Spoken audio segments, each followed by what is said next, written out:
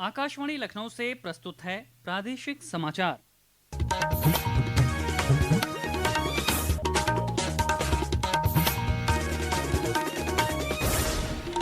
मुख्य समाचार। मुख्यमंत्री योगी आदित्यनाथ ने विश्व पर्यावरण दिवस पर एक पेड़ मां के नाम महाअभियान का किया आगाज। कहा, पौधरोपण और जल संरक्षण कर जनता भी निभाए जिम्मेदारी। रक्षा मंत्री राजनाथ सिंह ने लखनऊ में बायोयुग ग्रीन कमांड 2026 का किया शुभारंभ। कहा, वायु प्लास्टिक का इस्तेमाल आत्मनिर्भर भारत की दिशा में है बड़ा कदम।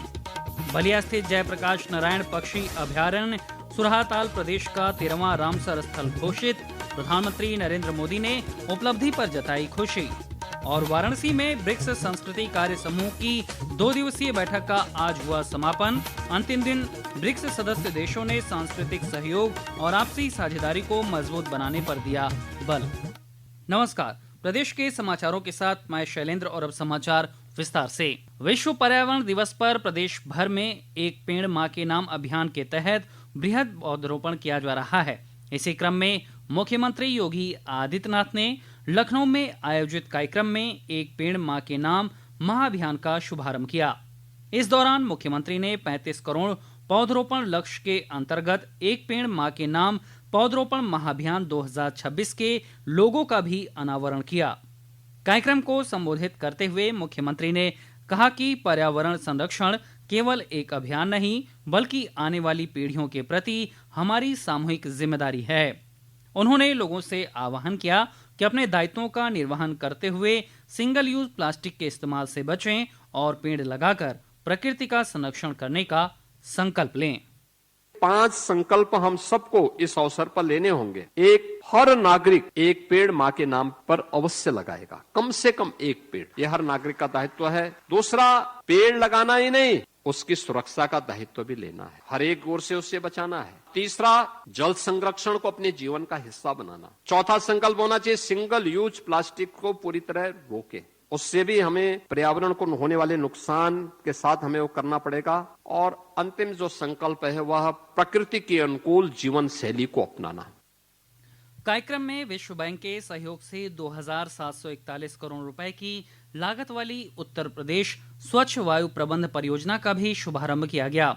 साथ ही श्रावस्ती स्थित गुलेरा केन नाला को बायोडायवर्सिटी हेरिटेज साइट के रूप में विकसित किए जाने की घोषणा की गई। इस दौरान मुख्यमंत्री की मौजूदगी में विश्व बैंक और प्रदेश सरकार के बीच MOU का हस्तांतरण हुआ। इससे पहले मुख्यमंत्री ने लखनऊ की कुकरेल रेंज में पौधरोपण किया। इस मौके पर मुख्यमंत्री ने महर्षि चरक औषधि वन की भी स्थापना की।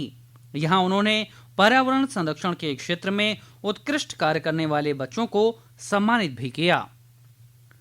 रक्षा मंत्री राजनाथ सिंह आज 3 दिवसीय दौरे पर लखनऊ पहुंचे। दौरे के पहले दिन उन्होंने बायोयुग ग्रीन कमांड 2026 का शुभारंभ किया। ये पहल पारंपरिक प्लास्टिक के विकल्प के रूप में बायो प्लास्टिक को बढ़ावा देने के लिए की गई है। कार्यक्रम को संबोधित करते हुए रक्षा मंत्री ने कहा कि प्रदेश में गन्ने के मूल्य में अच्छी बढ़ोतरी की गई है और बायो इकोनॉमी को बढ़ावा दिया जा रहा है। उन्होंने कहा कि गन्ना आधारित बायो प्लास्टिक के इस्तेमाल से न सिर्फ पर्यावरण संरक्षण होगा बल्कि आत्मनिर्भर भारत की दिशा में ये महत्वपूर्ण कदम होगा। जब हम गन्ने से बायो प्लास्टिक बनाएंगे तो हमारी निर्भरता विदेशों पर कम होगी और हम धीरे धीरे आत्मनिर्भर बनेंगे। साथियों, PLA दुनिया के सबसे सस्ते बायो प्लास्टिक में से एक है और जब यह डिस्पोज होगा तो यह कचरा नहीं, खाद बनेगा, फर्टिलाइजर बनेगा, मिट्टी की उर्वरता को बढ़ाएगा, यानी कि हर तरीके से फायदा ही फायदा, कहीं से कोई नुकसान नहीं। बलिया स्थित जयप्रकाश नारायण पक्षी अभयारण्य सुरहाताल को देश का 100वां रामसर स्थल घोषित किया गया है। प्रधानमंत्री नरेंद्र मोदी ने प्रदेश की इस उपलब्धि पर खुशी जताई है। सोशल मीडिया पोस्ट में श्री मोदी ने कहा कि देश के प्राकृतिक परिवेश और विशेष रूप से आर्द्र भूमि की रक्षा के प्रति भारत की अटूट प्रतिबद्धता इसमें झलकती है। वहीं मुख्यमंत्री योगी आदित्यनाथ ने प्रधानमंत्री का आभार जताते हुए कहा कि भारत ने पर्यावरण संरक्षण, जैव विविधता संरक्षण और आर्द्र भूमि सुरक्षा के क्षेत्र में उल्लेखनीय उपलब्धियां हासिल की हैं। श्री योगी ने कहा कि ये उपलब्धि विकास और पर्यावरणीय स्थिरता के बीच सामंजस्य स्थापित करने की दिशा में एक महत्वपूर्ण कदम है। सुरहाताल प्रदेश का 13वां रामसर साइट है। लखनऊ में विश्व पर्यावरण दिवस पर आयोजित कार्यक्रम में वन राज्य मंत्री डॉक्टर अरुण कुमार सक्सेना ने सुरहाताल के रामसर साइट बनने का प्रमाण पत्र मुख्यमंत्री को सौंपा है। मुख्यमंत्री योगी आदित्यनाथ ने आज बलरामपुर में 294 करोड़ रुपए की लागत वाली विभिन्न परियोजनाओं का लोकार्पण और शिलान्यास किया। कार्यक्रम को संबोधित करते हुए मुख्यमंत्री ने कहा कि आज प्रदेश की पहचान निवेश और सुरक्षा के माहौल के लिए हो रही है। उन्होंने कहा कि प्रदेश में डबल इंजन की सरकार आज हर जनपद के समग्र विकास के लिए काम कर रही है। यूपी में बिना रुके, बिना डिगे, बिना झुके और बिना थके डबल इंजन की सरकार डबल स्पीड के साथ आगे बढ़ते हुए उत्तर प्रदेश के नौजवानों के उज्जवल भविष्य के लिए कार्य कर रही है। अन्नदाता किसानों के चेहरे पे खुशहाली ला रही है। बहन और बेटियों के स्वावलंबन के लिए कार्य कर रही है। व्यापारी को बेहतर सुविधा उपलब्ध करवा रही है। बेहतरीन कनेक्टिविटी के माध्यम से आज हर जनपद विकास की मुख्य धारा के साथ जुड़ा है। ये समाचार आप आकाशवाणी लखनऊ से सुन रहे हैं। ताज़ा समाचार जानने के लिए आप हमारी वेबसाइट newsonair.gov.in पर लॉगिन कर सकते हैं। इसके साथ ही आप प्रादेशिक समाचारों का ये बुलेटिन हमारे YouTube channel news on AIR Lucknow पर भी सुन सकते हैं। वाराणसी में आयोजित ब्रिक्स संस्कृति कार्य समूह की 2 दिवसीय बैठक का आज समापन हो गया। बैठक के दूसरे दिन ब्रिक्स सदस्य देशों के प्रतिनिधियों ने सांस्कृतिक सहयोग और आपसी साझेदारी को और मजबूत बनाने पर बल दिया। भारत की अध्यक्षता में आयोजित इस महत्वपूर्ण बैठक में ब्राजील, रूस, चीन, दक्षिण अफ्रीका, सऊदी अरब समेत 11 देशों ने हिस्सा लिया।